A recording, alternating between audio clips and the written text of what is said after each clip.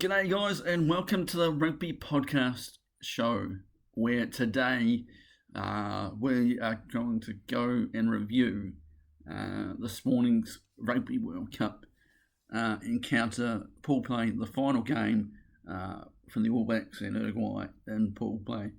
It was similar for the All Blacks to guarantee a quarter-final spot. They needed to win and win with a bonus point and score 4 tries. And yeah, they did that quite easily in the end. But credit to Uruguay, who have been superb in the World Cup, and they really tested the All Blacks. There was one stage where they needed to go for 3 points to get to 3 on the board, but they decided to go for the line to try and arch a run against the All Black machine. But yeah, I thought it was 26-0 at half-time, so we scored the 4 tries before half-time, and then the final score was 73 points to 0. So there was a little bit of a difference in the second half compared to the first half. In the second half, we were a little bit more direct with our foreplay. A key example of that was Lester Whakanuku picking and going 5 metres out and scoring the try.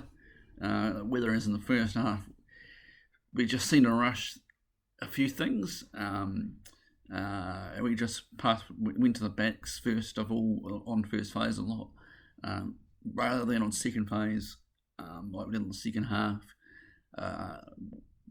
We just weren't that cohesive, and maybe that is down to the 9 changes that we had for this game against Uruguay. But yeah, Uruguay, they made us play in the first half. They put us under a lot of pressure. I thought their breakdowns were excellent. I thought the likes of Manuel Arado was superb again. He turned over the ball quite a few times for Uruguay. He was unlucky a couple of times for players off their feet. So I thought that he was outstanding and probably Uruguay's man of the match as well. I thought the likes of Gaston Meriez in particular in that first half where he made that break. He's actually skinned, I think, Anton Leonard-Brown and Lester Whakanuku on the wing. And they almost scored a try from that and took the lead. It had one of my mates, I kid you not, cheering for them for a little bit. So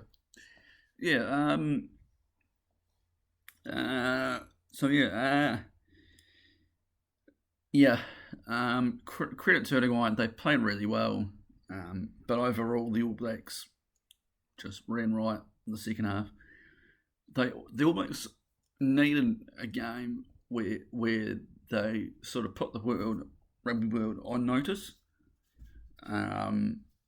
In the game against Italy, where they put 96 points on them, and I thought in the second half, they did that again and played the rugby that we know that they played. I thought David McKenzie was superb. That little death touch there to Will Jordan to set up the try was superb, and also.